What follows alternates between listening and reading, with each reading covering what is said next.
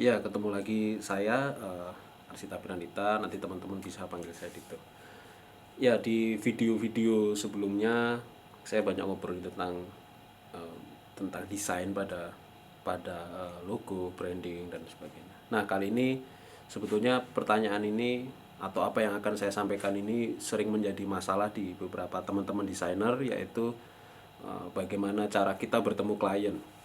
Nah, bertemu klien itu sebetulnya adalah sebuah hal yang kalau kita pikirkan, kita bayangkan itu gampang-gampang susah ya. Gampang tuh artinya eh, pada saat momen yang tepat kita bisa menceritakan tentang proyek kita, atau kita bisa membuat klien itu sangat terpukau dengan desain kita. Susah, kalau kita bilang susah, kadang-kadang ada rasa kliknya itu yang menjadi susah. Kadang-kadang klien punya persepsi yang berbeda atau desainer punya persepsi yang berbeda. Nah, kali ini saya akan membicarakan secara sederhana bagaimana, sebetulnya bukan tips sih, tapi ini adalah sebuah metode yang setidaknya pernah saya bayangkan atau pernah saya lakukan di beberapa kali ketika saya bertemu dengan klien.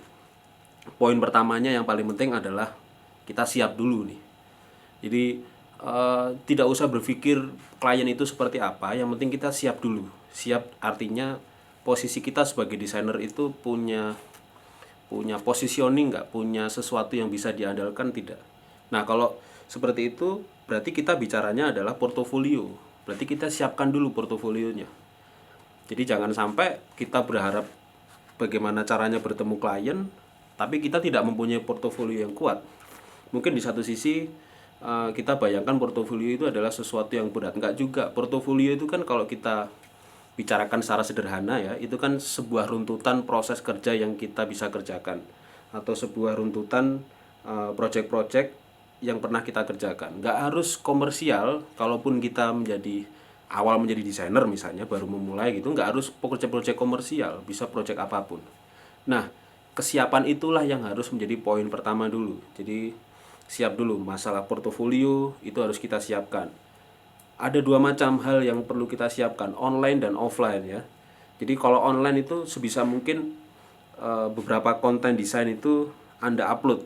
Jadi banyak sekali sekarang apa namanya, website yang bisa menjadi portofolio online kita. Ada Behance, ada Dribble dan sebagainya. Jadi nanti kita coba akan pilih di situ, nanti kita mau masang di mana. Atau sekarang website gratisan juga sangat banyak. Itu yang kesiapan kita mempersiapkan portofolio online. Yang kedua adalah portofolio offline. Jadi sebisa mungkin dalam gadget kita, sekarang kan semua orang sudah menggunakan gadget yang lumayan ya, nggak harus berharga mahal, tapi siapkanlah di setiap gadget kita itu adalah portofolionya.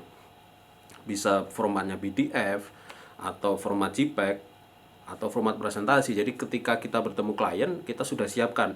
Kalau tidak ada koneksi yang cepat, atau pas wifi-nya mati, atau koneksi kita terputus, atau tidak ada jaringan, kita langsung bisa buka aplikasi itu atau PDF yang kita siapkan di gadget kita. Jadi bertemu klien, cara mencari klien itu yang pertama adalah siap. Yang kedua adalah ketika kita sudah siap, kita harus tentukan ya, yang paling penting ini di sini nih, komunikasi yang cepat dan tepat. Kalau di ilmu marketing atau di public relation, ini sering disebut sebagai the opener, atau bagaimana cara kita berkomunikasi di awal, pembukanya. Nah, pembukanya itu seperti apa? Sering kita tidak punya waktu yang banyak ketika kita bertemu klien. Apa yang saya sampaikan ini sebetulnya bukan eh, bertemu klien dalam artian pertama ya, atau kita baru pengajuan gitu. Jadi bukan bukan kita sudah mengerjakan project terus kita presentasi. Mungkin itu ada sesi lain sendiri, nanti kita bisa bicarakan. Tapi di sini saat kita bertemu klien, bisa pertama kali atau tidak sengaja. Kebanyakan kalau saya pribadi bertemu klien itu tidak sengaja, tidak kita niatkan. Jadi ada satu momen tertentu yang ketika kita bertemu, kita harus dengan cepat dan tepat berbicara tentang apa namanya, sesuatu yang bisa kita bayangkan. Dan yang penting, kita selain cepat dan tepat itu kita memahami karakter. Jadi kadang-kadang klien itu tidak punya waktu yang lama ketika kita bertemu. Jadi saya kasih contoh, ini di luar konteks desain ya atau klien ya. Saya bicarakan tentang sesuatu yang cepat dan tepat ya. Ini pengalaman saya ketika di luar desain ya, ketika saya sedang bertemu dosen misalnya gitu. Dulu saya waktu masih ketemu sedang tugas akhir ketemu dosen saya. Dosen saya ini di kampus itu terkenal sebagai dosen yang sulit bertemu mahasiswanya, terus karena dia sangat sibuk. Terus yang kedua, ketika dia sulit, dia orang yang sangat sulit untuk ACC apa yang kita bawakan, karena dia punya persepsi yang sangat kuat gitu. Nah, ketika saya sudah bayangkan ini, wah ini orang ini, dosen ini sangat sulit ini berarti ditemui. Dosen ini sangat sulit untuk diajak ngobrol. Tapi saya berpikirnya saya harus memahami karakter si dosen tersebut dengan cepat dan tepat. Ketika saya bertemu, saya pahami dulu siapa dosen tersebut. Saya tidak membicarakan tentang apa yang saya bawa dari tugas akhir saya. Bagi saya harus bisa masuk dulu. Saya pahami dulu dari karakter dosen saya. Begitu juga dengan klien. Saya pahami dulu dengan kliennya itu. Kita satukan persepsi dulu. Kadang-kadang kita terlalu dominan itu malah justru jadi sesuatu yang bahaya ya. Jadi jangan terlalu dominan, pahami karakter dulu. Ketika saya bertemu dosen saya tahu bahwa dosen saya itu sukanya tentang kesehatan dan dia suka tentang hal-hal yang berbau herbal. Saya sendiri tidak tahu pengobatan herbal itu seperti apa, minim sekali, apalagi waktu mahasiswa. Kesehatan saya begitu saya abaikan gitu, sering nongkrong, kehidupan malam, nongkrong bersama teman-teman, ngopi gitu ya. Jadi saya nggak ngerti tentang kesehatan. Tapi ketika saya tahu dosen saya ini sangat intens terhadap sesuatu yang sehat, terus tumbuh-tumbuhan herbal. Jadi ketika saya ketemu, langsung saya buka aja obrolannya. "Halo Pak, apa kabar Pak?" Apalagi saya nemuinya di rumah, karena dosen tersebut di kampus jarang sekali bisa ditemui. Jadi saya harus ke rumahnya. Ketika saya bertemu, langsung "Selamat malam Pak, Assalamualaikum" gitu. Dia sudah mukanya sudah mungkin karena saya datangnya terlalu malam gitu ya. Lalu saya, "Wah, gimana Pak? Sehat Pak?" Langsung saya buka obrolan aja, "Gimana Pak, sehat?" Terkesannya basa-basi ya. Habis itu baru saya ajak ngobrol, "Pak, kayaknya dulu pernah bilang Pak, itu daun apa ya Pak? Daun yang bisa ketika kita dikasih minuman, kasih jahe itu bisa badannya seger gitu."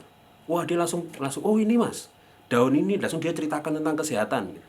Langsung daun ini, fungsinya ini dan gitu. Jadi awalan itu harus penting gitu. Jadi setelah kita tahu awalan itu, baru kita masuk terhadap project yang saya kerjakan gitu. Jadi saya rasa bertemu klien itu penting untuk membicarakan hal-hal yang di awalnya itu. Jadi ketika saya berbicara tentang kesehatan yang saya sendiri tidak tahu, terus di situ ada ngomongin tentang daun herbal yang akhirnya dosen saya bercerita dengan cukup antusias. Akhirnya ketika saya menceritakan tentang proyeknya, lancar gitu. Dan tidak ada yang sesuatu dominan di situ. Jadi sesuatu yang dominan itu sangat dihindari. Bukan berarti saya di bawah atau saya terlalu tunduk gitu, enggak juga gitu. Justru kita saling berbagi, saling sharing. Dia menceritakan, saya menceritakan, akhirnya jadi klop. Jadi awalnya itu harus klop dulu. Ingat ya, kita ketika bertemu klien itu kita tidak mempunyai waktu yang sangat panjang gitu. Bahkan kemungkinan ketika kita bertemu itu kita tidak siap, tapi persiapkan dulu di awal gitu. Itu yang pertama. Ada juga yang pernah saya misalnya tadi tentang herbal ya, saya juga pernah ketemu orang klien gitu, dia sukanya mancing gitu.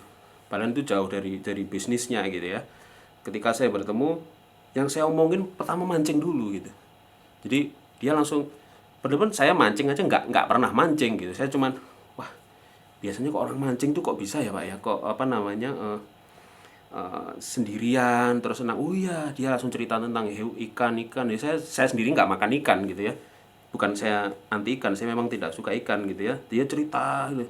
Akhirnya dari ketika dia sudah santai, sudah enak diajak ngobrol, baru kita masuk ya. Begitu juga ketika kita chat online. Ketika saya juga pernah mengerjakan project online gitu tentang kesehatan, saya sendiri tidak pernah bertemu dengan orangnya. Saya ngomong aja tentang kesehatan. Meskipun ini hal yang berkaitan atau sangat berbeda dengan apa yang nanti dikerjakan gitu ya. Saya ngomong tentang kesehatan, akhirnya dia klop, akhirnya dia enak. Nah, itu yang paling penting. Jadi the opener atau komunikasi yang cepat dan tepat terhadap klien itu paling penting. Jadi jangan seolah kebanyakan persepsi yang sering terjadi di dunia desain adalah desainer itu mengerti segalanya, padahal itu salah besar. Dan desainer selalu menganggap bahwa klien itu orangnya nggak ngerti desain, itu salah besar. Jadi sebisa mungkin kita coba imbangi gitu terhadap kesenangan apa yang dia sukai dan apa yang akan kita persepsikan gitu ya. Jadi masuklah dengan sesuatu yang istilahnya yang kita sukai gitu atau mereka sukai. Setelah klop udah selesai. Pernah juga saya mengerjakan proyek kesehatan, bukan kesehatan, sorry, olahraga. Saya sendiri olahraga tidak pernah. Bahkan saya punya kelompok kreator itu ya, kelompok remaja anti olahraga. Jadi saya tidak suka sangat olahraga. Ketika saya harus presentasi dalam sebuah proyek nasional olahraga gitu, saya coba masukkan di olahraga. Wah, ini saya cuman berusaha tanya, apa benar sih kalau misalnya nih, yang pernah pengalaman sih, apa benar sih kalau jalan kaki itu olahraga yang terbaik misalnya gitu. Langsung dia cerita tentang olahraga dan sebagainya. Padahal saya tuh jalan kaki aja udah jarang, bangun pagi aja susah gitu ya. Tapi coba masukin dulu ke hal-hal yang paling sederhana. Ketika kita sudah masuk, dia ngobrol cair, itu sudah selesai. Nah, itu dari situ baru kita ngobrolin tentang desain kita, tentang harga, tentang pitching dan sebagainya, itu mudah. Itu tidak hanya terjadi secara offline ya. Online juga seperti itu. Ketika kita ngobrol, jangan pernah kita terlalu dominan. Jadi kita berusaha mengimbangi terhadap apa yang dia suka. Itu poin setelah kita siap.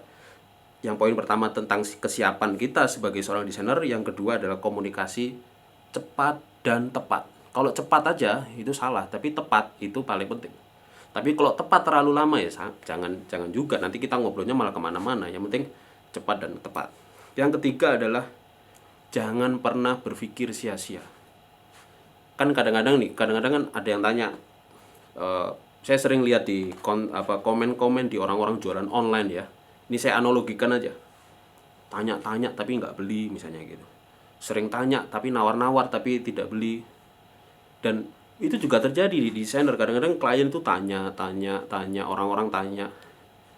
Dan jangan pernah berpikir tanya-tanya itu sia-sia. Sering saya mendapatkan project saya sendiri, meskipun saya mengajar ya, tapi saya juga sesekali juga menjadi desainer untuk project freelance ya.